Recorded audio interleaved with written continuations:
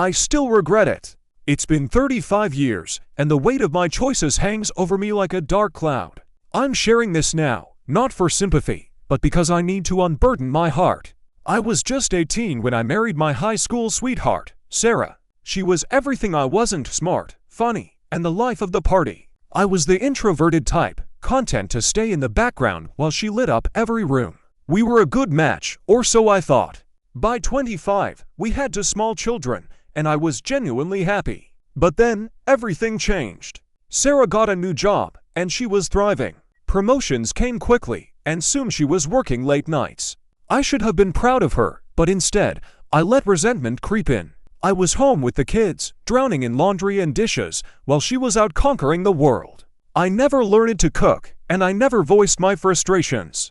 Instead, I put on a mask of happiness every time she walked through the door. One night, at a work event, I met a woman named Lisa. We started talking, and before I knew it, our conversations turned inappropriate. I didn't stop it, I let it spiral out of control. I wrote Sarah a heartfelt birthday card, telling her how much I loved her, and then, just 2 weeks later, I walked out. The moment I left, I'll never forget the look on Sarah's face. She stood there, tears streaming down her cheeks, while our children played obliviously in the other room. I was breaking the best person I had ever known, and I didn't even realize it at the time. In the months that followed, Sarah struggled. She lost her job because she couldn't manage the school run and the kids alone. My alimony payments increased, and I found myself resenting her for it. How selfish could I be? The woman I betrayed was now single-handedly raising our children, and I was angry at her for needing more money to care for them. My affair fizzled out quickly. Lisa didn't want anything serious, especially not with a man who was nearly broke from paying alimony. Meanwhile, I was left to grapple with the consequences of my actions.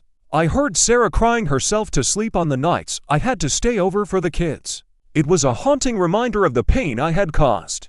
Years passed, and I spent them resenting Sarah for stealing my money, all the while knowing deep down that it was my fault. I still loved her but was too proud to admit it. When she finally filed for divorce, it was because I had dragged my feet for too long. She couldn't bear the pain any longer. I said some truly awful things during our arguments, like I didn't love you for a long time, I stayed for the children. Each time, she would just look at me, hurt but silent. I'll never forgive myself for those words. Sarah fought for our marriage for months, but I was too stubborn to see it. She loved me even when I was filled with anger and resentment. Then, one day, she met Mark. He was older, wiser, and he loved her the way I should have. Watching them together was like a dagger to my heart. I had lost her, and now someone else was loving her the way I never could. 2 weeks before her wedding, I blurted out, "I love you." The look on her face was one of disbelief and sadness. "You should have fought for me," she replied. "I would have loved you forever if you'd let me." On the day of her wedding, I sat outside the church, my heart racing. I told myself I would object, but when the moment came, I couldn't do it. I watched her walk down the aisle, and I felt my heart shatter. Fast forward 30 years, and I still carry that pain. I've had relationships, but nothing serious. I've learned to live with my regret, but it's a heavy burden. I often wonder what our life could have been like if I had just been honest with her, if I had fought for our love instead of running away. But here's the twist: a few years ago, I received a letter from Sarah. She had found a box of old letters and photos from our time together and wanted to reconnect. I was terrified but also hopeful. We met for coffee, and to my surprise, she was warm and forgiving. We talked about the past, the pain, and the lessons learned. In that moment, I realized that while I could never change what happened, I could still cherish the memories and the love we once had. We agreed to stay in touch, and while we may never be the same, I found solace in knowing that she had moved on and found happiness. As we continued to meet, I learned about her life with Mark. They had built a beautiful family together, and she spoke of him with a warmth that made my heart ache. Yet, there was also a sense of closure in hearing her stories. I realized that my absence had allowed her to grow and thrive in ways I had never imagined. One day, Sarah invited me to a family gathering. I was hesitant, but she insisted it would be good for me to see how well she was doing. I arrived, nervous and unsure of what to expect. As I walked in, I was greeted by laughter and the joyful chaos of children running around. Mark welcomed me with open arms, and I could see the genuine love he had for Sarah and the kids. Throughout the evening, I watched them interact, and a strange sense of peace washed over me. I could see that Sarah was happy, truly happy, and that realization was both a balm and a reminder of my past mistakes. I spent time with the kids, who were curious about their dad's old friend. They were bright and full of life, and I felt a flicker of hope that perhaps I could still be a part of their lives, even if just as a friend. As the night wore on, Sarah and I found a quiet moment to talk. She looked at me with a softness in her eyes and said, "You know, I never wanted to hate you. I wanted to understand why you left." I felt the weight of her words, and for the first time, I opened up about my feelings of inadequacy and fear that had driven me to make such a terrible choice. We talked for hours, sharing our regrets and the lessons we had learned. It was cathartic, and I could feel the years of guilt and sorrow begin to lift. I realized that while I could never change the past, I could choose to be a better person moving forward. As I left that night, I felt lighter. I had faced my demons and found a way to forgive myself, at least a little. I knew that Sarah and I would never go back to what we once had, but I was grateful for the chance to reconnect and heal. In the years that followed, we maintained a friendship. I became a part of their family gatherings, and I watched as Sarah and Mark built a life filled with love and laughter. I even found love again, slowly learning to open my heart to someone new, but the lessons from my past always stayed with me. Now, as I reflect on our 42nd wedding anniversary, I understand that life is a tapestry of choices, some good and some bad. I still carry the weight of my regret, but I also carry the hope that comes from redemption and the power of forgiveness. I've learned that while we can't change the past, we can shape our future by the choices we make today.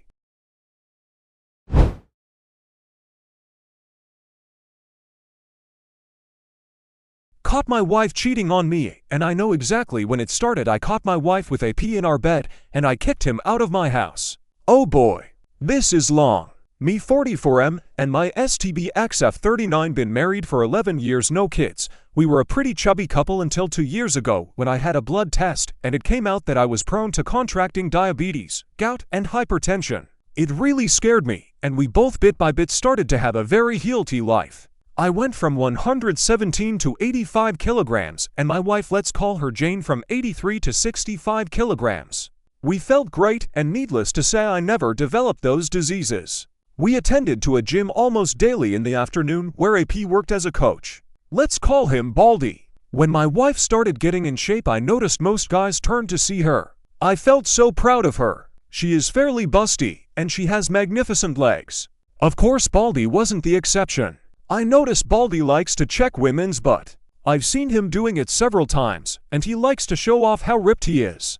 When Jane and I were regulars at the gym, I noticed she was enjoying the attention she got from men. Once, we were using the elliptical machines. In front of them there is a cable machine. Baldy took off his t-shirt and started doing crossovers. I turned to Jane with my face of "Can you believe this guy?" But she was staring at him, and she wet her lips. I saw Baldy, and I swear he was grinning. I felt crushed. I mean, I was getting in shape, but I am not as muscular and fit as he is. When we were driving home, I made a comment about Baldy showing off, and Jane said, "Really? I didn't notice." I told her, "You were staring." She said, "I don't remember." I must have been thinking about something else. I shrugged it and kept driving, but from there on I noticed they were talking more frequently at the gym. Some weeks later, Jane was doing squats using the Smith machine. Suddenly Baldy went to help her. Isn't he nice? He was grabbing her by the waist, and I got angry. She finished the first set and I got there and told him in a not nice way, "I got it from here." Baldy just simmered and told me, "No prob, buddy." He calls everybody buddy, and walked off. Jane knows me very well, and when she heard my angry tone, she said, "My God up." I told her, "We'll discuss this at home." At home, drama blowed up. She called me immature and jealous. I told her I noticed he was trying to get into her pants. She said that she knows that, but she would never cheat on me. I said then why she let him touch her, and she said she didn't want to be rude. About an hour later, arguing, we agreed to change gym. So we went to another place to do exercise, but Jane was resentful at me in the following months. Her argument was that I don't trust her. On the third month after we changed gym, a very good opportunity opened up in my job, but in the afternoon. We discussed it and I took it, and we had to attend the gym at different hours. I went in the morning and Jane in the afternoon. This is when it all went south. Jane's resentment increased and we barely speak. I sent her messages telling her about my day, that I miss her, mems. but she rarely replied or just yes, okay, same here. Haha, the first was very worried and proposed couple therapy. She said I was the one who needs therapy because I'm the one with trust issues. I agreed. I was so desperate to fix our marriage that I even thought it was all my fault. So the following year, 2022, I went to therapy, but Jane's behavior didn't change. We weren't intimate anymore. She never was in the mood. I snooped to her phone but didn't find anything out of the ordinary. I looked into her car for a second phone. Nothing. I checked her phone again to see her map history. It only showed me house, work, house, gym, house. Whenever I tried to talk to her, she just said she feels that she's having a 40s phase. It'll pass. I never had any evidence of cheating, so I continued working and worrying. We live in a condo. The security guard, a very cheerful man called Mr. P, greeted me. We chat a lot. He was touching his shoulder and told me yesterday he had to move a heavy sofa and he has some pain today. I was sympathetic and he dropped the bomb. Maybe you can arrange a meet-in with your massagist, I told him. Who? He said the guy who came yesterday to massage Mrs. Jane. It took me a second to process this. I told him, do you have a video of him? I think he noticed I was pale and hurried to show me. Guess who? Baldy, of course. He has come a few times to massage my wife. I took the day off and started investigating. I asked a co-worker for his car, and in the afternoon I followed Jane. She parked her car at the mall where the gym is, and there is Baldy waiting for her. They giggle and behave like a couple. Kisses, hugs, and I feel nearly to tear. They walk a couple of blocks and go into a residential area. I tried to follow them with my phone ready to record, but the guard stopped me and asked, can I help you? I just said, what a nice couple, do you know them? He said he thinks they are newlyweds, but can't tell me anything else. I called Jane, but never answered. I went to her car in the mall and wondered why that place doesn't show on the map.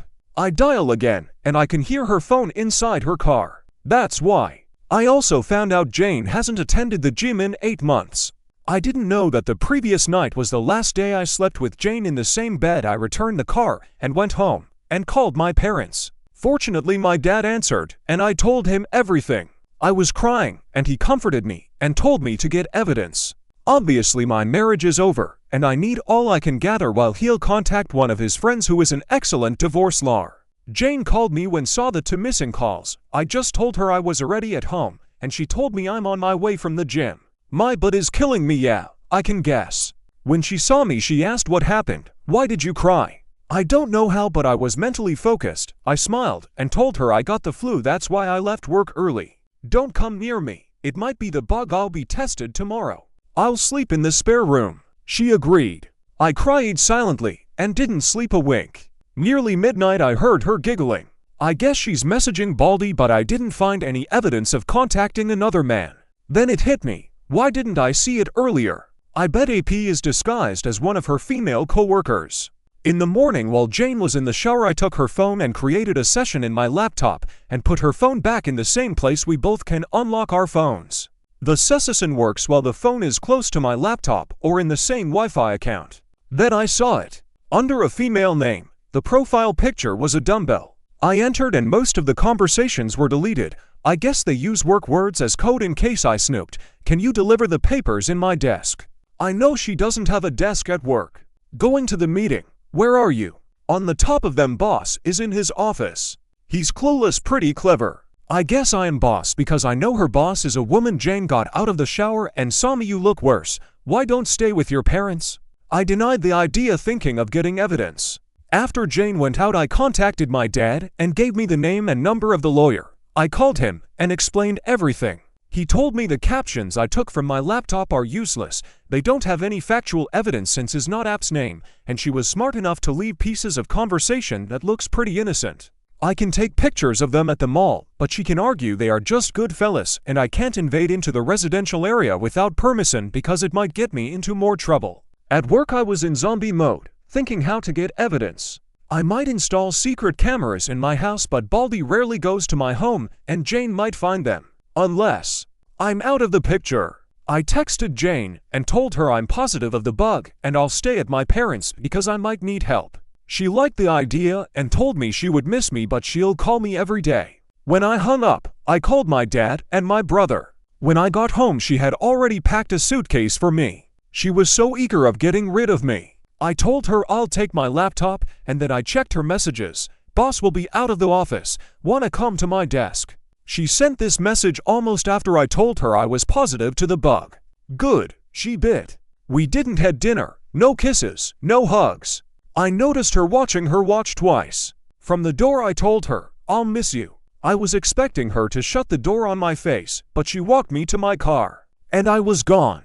My dad and brother were outside the building waiting for Baldy to appear, but he didn't show up. After half an hour I thought, why did she walk me to my car? Of course, because Baldy was already inside the building waiting, perhaps inside her car. It would be very suspicious if her massagist came at this hour. I came back, hurried to my house and entered silently. I heard music coming from the bedroom and the moaning.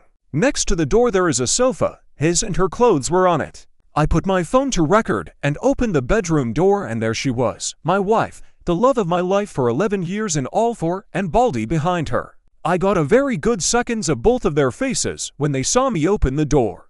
Jane screamed and covered herself with the blanket. Baldy went alpha male immediately, walking naked towards me. I took a shot of him doing raw. My wife, he yelled aggressively at me, why don't go for a walk, buddy? I hit his throat with my hand opened.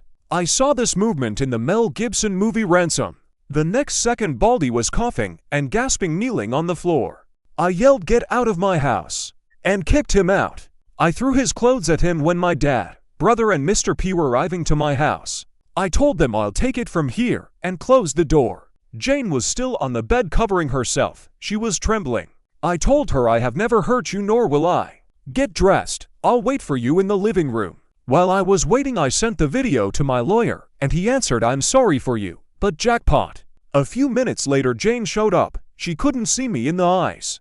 I started recording the conversation. I asked why. She didn't answer. Was I such an awful husband to you? She started crying but didn't answer. Do you love him? She shook her head but no words. I stood up and hit the table. Say something, Jane. Damn it. She opened her eyes wide and started trembling again, like a puppy when is scared. I have never yelled at her before. I sat and talked calmly. My lawyer will contact you for the divorce.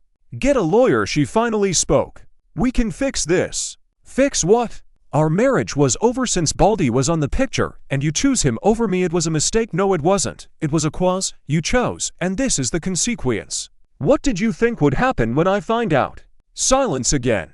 Go to your sisters and tell her the truth, or I will show her the video. She went to the bedroom and started packing. I followed her and watched. Since 2 days ago I was trying to convince myself my wife is long gone. The person who I shared my house with is not my wife. But seeing her, putting her clothes inside the suitcase neatly, with her gracious movements, and those little things I love of her hit me hard. I went to the spare room and started ugly crying. I heard when she closed the main door. She picked her clothes that were on the sofa. She made the bed where I caught them, and I dropped on the floor. So much later I called my dad. He told me Baldy wanted to press charges, but Mr. P told him he didn't sign in, so he's trespassing. The condo can sue him. He dropped it and went out. My nosy brother pressed his ear on the door, and my dad took him from the other ear to his car. I was exhausted. The previous days I didn't sleep well, so I almost passed out on the spare room. Next morning my phone had a lot of Jane's messages apologizing and asking for a second chance. I just blocked her. My sil called me. Apparently Jane hasn't told her what happened, just that we're fighting. I guess it's good my Phil is not alive to see Jane's behavior. She was the youngest and his favorite. Mill has senile dementia. All this happened a week ago. Next week Jane is going to be served. Update. Hi everybody. I'm back with a juicy update. You'll enjoy this as much as I do. I'd like to cover some points before start the update. First, I want to thank everybody who contacted me and gave me advice, congratulate me, or just to let me know they care. I've read from other posts that the support you get is mind-blowing, but it's the first time I experience so much care from strangers. From the bottom of my heart, thank you. Second, as you can guess, English is my second language, so I messed up in some sentences and confused prepositions. Sorry about that. Also, I wrongly said Jane was doing sit-ups. She was doing squats. Third, to those who think my story is fake, you are entitled to think whatever you want. I just hope my testimony helps someone in the future as much as others have helped me. Fourth, about how I hit AP. It was not a fancy ninja punch, just a chop in the throat that Frankly, it was lucky I reacted before Baldy did. I won't lie, seeing him on the floor coughing felt great. 5th, some of the readers found a post I made in Ask and Discredit a month before D-Day. It never got it posted because I didn't understand the rules of the community, and today it isn't important anymore. A quick summarize, Jane and I were trying to be parents for 10 years. On the 8th year we saved enough money to buy 3 opportunities in the most expensive and successful reproduction clinic here in my country. All 3 failed. Jane started her affair during the 3rd one. That's the clinic where my blood was tested, and adding the history of diseases from my family, they gave me the probabilities of developing diabetes, gout, hypertension, and having strokes. I should thank them. Someone mentioned that Jane intentionally aborted in the 3rd shot because it might be App's baby. Well, that's not possible, because for her it's almost impossible to conceive naturally. The embryos were fecunded in vitro and then implanted directly in her womb. I tried to repost my question, but she came and told me I don't want to have kids anymore, so I dropped it. I am sure Baldy doesn't have anything to do with her decision. This is important for later. Let's continue with the update. It's been 12 days since D-Day. What have I been doing from there? D-Day +1 Friday. I had a nice chat with Mr. P. He confessed he fake his shoulder pain. He just wanted to warn me about Baldy. Also, he told me a very nosy neighbor saw when I kicked Baldy naked from my apartment. Surely in a week all condo will know my situation. My brother came to help me change the lock of the door. When he left I felt so alone and cried a lot. I called my job to ask for a day off. At night I spoke to my lawyer. He said he's making the divorce papers. He couldn't start until he had the evidence. So my divorce will be divorce by mutual consent. That's smoother than uncaused divorce that's longer and pretty nasty. Also, he told me not to share the video. Jane will be served in 2 weeks. Sil called me, but I told her to ask Jane why we're divorcing. D-Day plus to sat. Sil came and I showed her the video. I drove her home and saw Jane's car. When I got home I still felt crushed and cried some more. D-Day +3 son. I visited my parents. My mom cried with me. She really loved Jane. My dad had a chat with me about my money, properties, and stuff. When I returned home, Mr. P told me Jane and Baldy showed up. I guess they are going to make public their relationship now that the cat is out of the bag. But strangely, they came at different times. Jane came in the morning. She parked her car and saw mine wasn't there. Tried to enter my house, but her key doesn't work anymore. Then she asked Mr. P if he knew where I went. He didn't know and told her Mr. Up gave me this for you, my attorney's card. She kept it and left. Baldy came in the afternoon and first asked to see Jane. Mr. P told him Mrs. Jane, emphasis on Mrs. doesn't live here anymore, then asked to see me, and Mr. P told him Mr. Op is away. No idea when he'll return, and he left. I guess they both are not in contact yet. I wanted to ask about Jane. Is she sad? Did she look healthy? Did she ask about my well-being? But then I remembered D-Day and just thanked and say goodnight to Mr. P. When I got home I cried a lot again. D-Day plus for Monday. I didn't want to, but something I learned from all you champions is to hit hard the gym. So I looked for a new gym near my job and had a good session. I felt pretty good. Then I returned to work. At home I didn't cry this time and start taking out all Jane's pictures. D-Day +5-2. Had a meeting with my lawyer to review my assets. Fortunately, my dad made Jane sign a prenup. So she can't touch anything I had before we got married. My house, mainly all remaining stuff, gets divided 50-50, and I can get a compensation for her adultery. As compensation I'm gonna take out alimony. I can fight for all the stuff, but everything reminds me of her. And I want to start anew. When I left home I heard whispers. I turned my head and saw 2 neighbors that immediately pretended they didn't see me. They walked in front of me and greeted me. I knew this would happen. Later that I went to the gym and worked. This repeats all week, so I'm gonna it. D-Day +6 with nothing interesting. I only have FB as social media. I ignore all DM asking me to contact Jane. I closed it and opened Reddit and had a nice time reading about all you champions that overcome what I have been experiencing. I felt better, so I thought of sharing my own experience.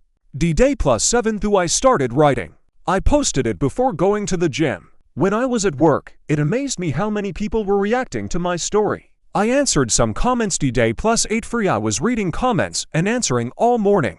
I was smiling. Feels good to be appreciated. 2 comments stuck in my mind that I didn't think about. 1. Report AP to my old gym. And 2. My home is tainted. I need a fresh start. So before I went to the gym I looked for real estate agents to sell or rent my house. I'm not comfortable here anymore. I haven't entered to my bedroom since the day I've been sleeping in the spare room. I don't want to live like this. The day +9 sat since Jane would come and bother me. I decided to spend the day outside. She did come, then she visited my parents and brother. They just texted me Jane came. I answered thank you. I don't want to talk about her yet. The day +10 son I spent the day with my parents. We visited a town 2 hours from the city and had a blast. I don't know if Jane came. My dad told me not to sell my house but to rent it. I agree and went home. When I got home Mr. P told me Baldy came in the afternoon and alone again. He asked for me but Mr. P told him I'm away. He left without a word. The day +11 moan yesterday Monday morning I went to my old gym. I was not sure if I'd meet Baldy. He worked in the afternoon, but he was screwing my wife in the afternoon so I thought he's changed his shift. He was nowhere. I asked to talk to Frank, the gym owner. While I was waiting for him I met an old janitor I used to chat with. He told me to say hi to Miss Jane. I guess my new normal is to tell everybody we split up. I smiled at him. Frank finally received me. I asked about Baldy. He told me Monday is his day off. He asked for more hours and now he works from Tuesday to Sunday in the morning. Then I explained the reason of my visit. He listened carefully until I finished and finally showed him the video. He stayed silent and thinking. He said you're not gonna like this. I just thought what now? Frank called the receptionist to bring Harry, another coach and Baldy's friend. He has a big beard. Frank asked him to tell me about Baldy's girlfriend. Fasten your seatbelts. This is good according to Harry. Baldy is heads over heels for Jane and Frank confirmed it. He told me Baldy had many complaints especially from female members, but for the last months he has changed. No complaints and he's very professional to all members. And Harry told me something that made my jaw drop. Baldy is trying to marry Jane by baby trapping her. I was processing this information when I felt something starting from my chest. It climbed up my throat and finally blowed up in my mouth. I laughed. I swear I was Joker madly laughing. I even teared a bit. Frank and Harry were very confused. I thought oh sweet karma, thank you. After I calmed but with a big grin on my face. Harry asked what was going on. And Frank explained this is Baldy's girlfriend's husband. Harry made a shocked face. Oh man, this is bad. This is really messed up. Harry left. Next we discussed about firing Baldy. Frank said he has to report the situation to the coach association, not real name, and he surely has to fire him because Jane was a gym member or Frank's gym could have legal repercussions. About his license as coach I need to make a legal document explaining Baldy is the reason of my divorce, the key number of my divorce case, and the video. My attorney will give the video to the coach association's attorney. I can't share it. Baldy will lose his license from that association, but he can go to another association and apply for another license. It'd take months though. I asked if Baldy can appeal. Frank said he might, but it would be a waste of energy. The association does not tolerate such conduct. Also, he doesn't have the money to pay for somebody who represents him. That reminded me of the residential area where he entered with Jane. I thought Baldy was wealthy. Frank brought his face closer to me. What residential area? I showed on the Maps app. You tailed them to this place? I did. On the day -1 Frank got angry. That's where my late father's house is.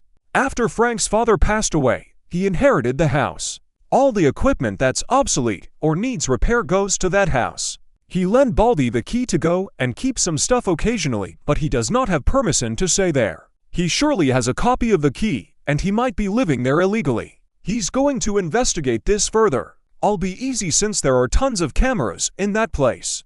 I was leaving the gym when I heard Mr. Op, wait. It was Harry. He told me he was sorry about what's happening. Baldy never told him who was his girlfriend. He just said that he met her at 30 Mall. I thanked him and took a step towards the exit. He rushed. Can you tell me what happened? I told him pretty much what you heard. He was screwing my wife and now I'm divorcing her. Another step. What will happen to Baldy? That depends on Frank and the coach association. I tried to take another step, but how are you handling it? Okay, now this is strange. I stared at Harry and remembered Baldy went to my house twice. I said you called Baldy and he's on his way here, right? You are just buying time. Am I wrong? He made a guilty face. Please Mr. Op, talk to him. He's really desperate. He was crying yesterday. His your wife, isn't returning his calls. Tell me, why should I care if he's rotting in hell? I'll be here with you, so you don't be scared. I laughed, scared of that weakling. He didn't told you I kicked him out of my house naked, right? Harry didn't believe me. Fine, let's see what he wants. I saw there are cameras where we were talking and sat in front of a table in the reception. I don't think Baldy is stupid enough to attack me, but who knows? Besides, I'm really curious about what he wants. He came running 10 minutes later and saw me waiting for him. He extended his hand. I crossed my arms and left him with the hand hanging. What the hell you want? I looked angrily directly to his eyes. He sat in front of me. Listen, buddy, stop right there. We're not buddies. Mr. S, the janitor, is my buddy. You are not. He seemed apologetic. Okay, my bad. I want to say I'm sorry for everything. I never wanted to hurt you, and I really care about Jane well. You just said 3 lies to my face. You are not sorry. You did mean to destroy my life, and you just care about yourself. He changed from apologetic to annoyed. Okay, whatever, man. Just tell me where Jane is. Last time I saw her was when I kicked her cheating ass out of my house after I kicked you out naked. I know Harry was listening. Baldy's face changed color to red. That was a cheap shot. I should see you. As far as I know, you entered my home illegally, and perhaps you were raping my wife. I have videos of you getting out, but you didn't sign. And he changed again. Okay, I'm sorry. Tell me what you want from me. Please tell Jane I need to speak to her. In that moment, Frank came in a rush. I guess he saw through the cameras that Baldy showed up. Everything okay here? Everything is fine, Frank. I was just telling this sissy what I want. I stand up and talk close to Baldy's face. What I want is what is coming for you. What you deserve. What the law has prepared for you. I want to crush your dreams just like you did with mine. You want kids?